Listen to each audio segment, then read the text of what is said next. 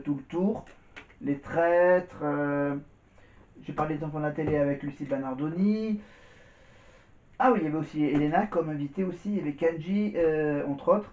Voilà, les enfants de la télé. Les enfants de la télé. J'ai fait la tournée. J'ai fait. Qu'est-ce qu'on a fait d'autre? La Starac d'Énergie 12. L'Eurovision. Voilà, donc on a fait à peu près tout le tour. Malgré tout, je vais donc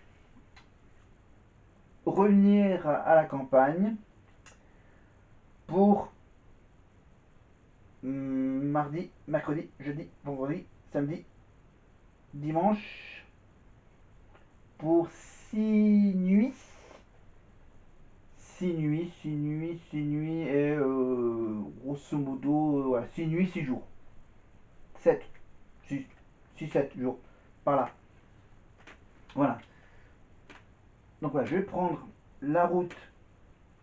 Je vais essayer de passer entre les gouttes de pluie, la météo, et voilà, reprendre des forces, l'air de la campagne, etc. Retrouver la famille, voilà, que j'y revienne un peu de temps en temps. Donc voilà, pour le printemps, je reviens. L'été, je repasserai encore une semaine chez mes parents au mois d'août. Au mois de mai, au mois d'août, pardon, oui, et une semaine pour l'automne, une semaine en hiver, une semaine. Voilà. Et bien sûr, mon petit. Donc pour le mois de mai, donc il y a mon anniversaire, une petite balade, faire connaître mon patelin d'enfance à des amis. Voir si ça avance, ça.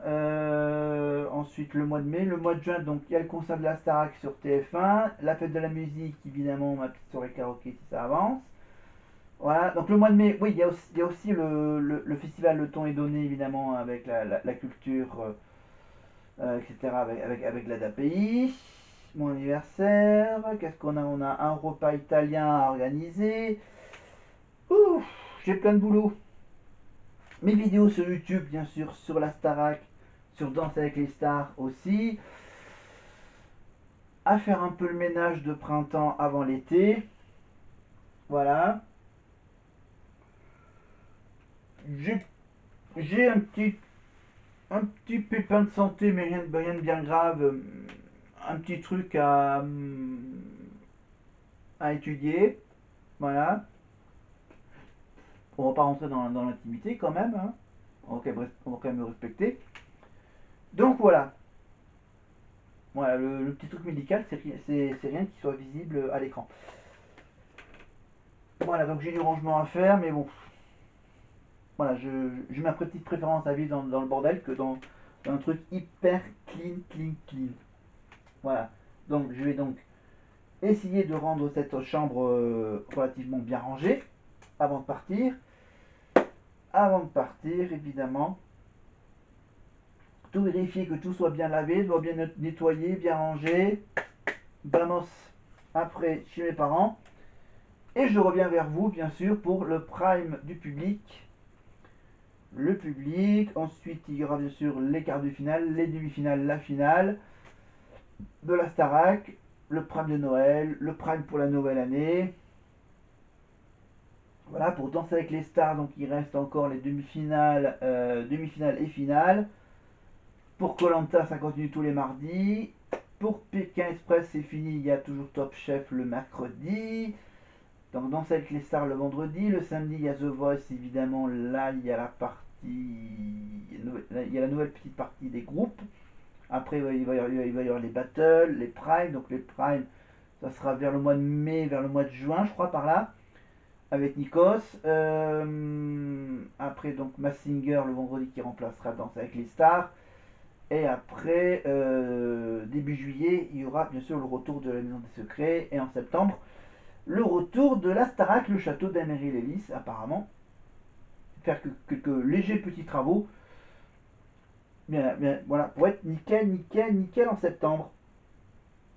Voilà, après il y aura quoi? Il y aura la nouvelle saison de Ninja Warrior, plein de nouveautés à suivre sur TF1 évidemment, qu'est-ce que j'ai d'autre à vous dire? Que pour l'interro des profs, c'est Ladji Doucouré qui a réussi l'interro des profs. Et donc Malika aura droit à un petit gage pour Noël. Donc là, Nikos qui fait la pub pour le fameux sac à sapin d'handicap international, évidemment. Voilà, 2 euros sont reversés à l'association sur les 6,50 € du sac à sapin. Voilà, ce qui est en train de le lire sur l'emballage de ce sac à sapin. Voilà, je le laisse parler. Et maintenant, on a droit à une petite connexion avec le bus. Ça se passe. Et oui, vous sur le plateau, vous avez l'interro des profs. Et nous, on a le quiz des élèves sur les profs. Bah oui, vous avez une semaine spéciale prof. Donc on va continuer sur cette thématique. Et c'est parti, connaissez-vous vos professeurs? Ça fait quand même 2 mois que vous êtes dans l'aventure. C'est parti, on commence avec toi, Charles. De quelle couleur sont les yeux de Michael Goldman? Vert. Très bonne réponse. Oh, Michael. Marguerite, quelle est la discipline de prédilection de Ladji? L'athlétisme? Non, mais. Le 100 mètres haies? Oui. Le 200 mètres haies? De 500 mètres haies? 110, allez, ça passe. J'ai décidé que ça passait. Désolée, Ladji. Elle fait presque bon. Désolée, Ladji, je t'adore. Quel est le professeur le plus jeune, Marine? Et bah, c'est. Ah, bah, c'est Fanny. C'est Fanny. Exactement, c'est Fanny, vous connaissez bien jusqu'alors. Bravo. Quel est le nom du chien de Marlène et Bonnie? Oh, Maxwell Sheffield. Et c'est dit avec attitude. Ulysse, à toi, de quelle ville est originaire Sofia Morgavi? Alors je sais qu'elle est du sud, mais purée, tu sais que je voulais lui poser la question au repas des profs et j'ai pas pu lui poser, du coup je sais pas, mais je sais qu'elle est du sud comme moi. On va voir un perdant, elle vient de Toulon. Oui, elle l'a dit. Attention Franck, tu me dis par pitié, je suis en panique. Quel âge avait Lucie quand elle a participé à la Star Academy? Elle avait 17 ans. Bravo, ils connaissent bien leur professeur, sauf un. Bon, elle a dit athlétisme, ça passe. Moi j'ai dit le sud. C'est grand le sud. Non mais le sud, on s'entendait, le sud de mon côté, le sud-est, pas le sud-ouest. Embrassons Toulon et tous les profs. Les élèves vous connaissent bien. Merci A tout de suite, on se retrouve dans un instant pour un coup de cœur, je crois. Avec Le Marseillais qui se rattrape. Ouais, bon, le Sud, bon, Toulon, Marseille. Allez, on continue. Je crois que là, on est sur quoi là? Aussi parce que vous avez toujours le mot juste. Ah non, c'est le magnéto sur le prof de théâtre. Voilà, donc on passe, hop. Voilà, voilà, voilà. Voilà, on avance. On avance vers le coup de cœur du prof de théâtre, bien sûr, pour Charles, évidemment. Non, non, non, il n'a pas encore donné. Mais je pense qu'il va donner son coup de cœur, évidemment, à Franck, évidemment, pour Jacques Brel. Ne me quitte pas. Parce qu'il est pas beau gosse. Parce qu'il est pas beau gosse, du coup. Hein. Il a été chamboulé par ta prestation, on l'a vu sur le plateau. Comment toi tu t'es senti? T'étais où à ce moment-là quand tu chantais Ne me quitte pas, Franck? Honnêtement, je sais même pas te répondre, Karima. Je sais pas où j'étais. Je crois que j'étais. Je sais pas, sur un volcan. Non, je déconne. C'était pour faire le parallèle avec. Et je voulais rendre honneur à son travail et je suis content si ça a été le cas. Est-ce que le théâtre c'était une matière que tu connaissais avant d'intégrer la Star Academy et comment Hugues t'a aidé cette semaine pendant la semaine des profs? Alors non, je connaissais pas le théâtre, j'ai pas fait de théâtre avant d'arriver à la Star Academy. Et Hugues m'a aidé dans le sens où bah, il m'a poussé à me transcender, finalement, à aller chercher toujours plus loin en moi pour incarner au mieux ce que je chante. Bah, là, en l'occurrence, Jacques Brel. Et voilà, il m'a appris à aimer surtout les personnages que j'incarne, prendre du recul par rapport à eux, même quand je ne les aimais pas forcément. Et tu as chamboulé un Belge sur le titre d'un maître qui était belge également. Et ça, j'en suis pas peu fier. Bravo Franck, Franck le coup de cœur ce soir de Hugues Hamelin. Il est heureux, hein. Regardez-le, regardez comme il est heureux. Je suis content. A tout de suite. C'est vraiment un banqueur, cette prestation. C'est ce qu'ils disent au château. Vous avez entendu cette version? Ouais, ils disent banger à tous les coups, mais ils le disent un peu trop souvent. Il faut choisir le moment où on Ça veut dire beaucoup de choses en fait, banger, c'est ça, hein? Oui, vous savez, je suis beaucoup trop vieux pour vous dire ce que c'est vraiment. Ouais, un si vous êtes banger. vieux, moi je suis quoi? Je suis bon pour la casse, papa, hein, laisse tomber. Ah, je viendrai vous Il y réparer. a des bangers et vous êtes banger, vous ou pas? Du directeur, mesdames, messieurs, Michael Goldman. Allez, on monte tout de suite, bien sûr. Vous savez, j'ai monté un label participatif, c'est le public qui choisissait tout. C'est vrai. Donc là, c'est le public qui va choisir beaucoup de choses. Ça va commencer par les évaluations. Je ne sais pas si vous l'avez dit, mais déjà le public va être sollicité pour choisir les chansons que les élèves vont chanter. Alors, donc ça, c'est la semaine du public, bien sûr, avec le prime du public. Les premiers choix, donc c'est pour les chansons que les élèves vont chanter aux évaluations, bien sûr. Ça peut être n'importe quelle chanson. Ils auront le choix entre plusieurs chansons et c'est eux qui décideront. Sur TF1+, ils se connectent, ils choisissent.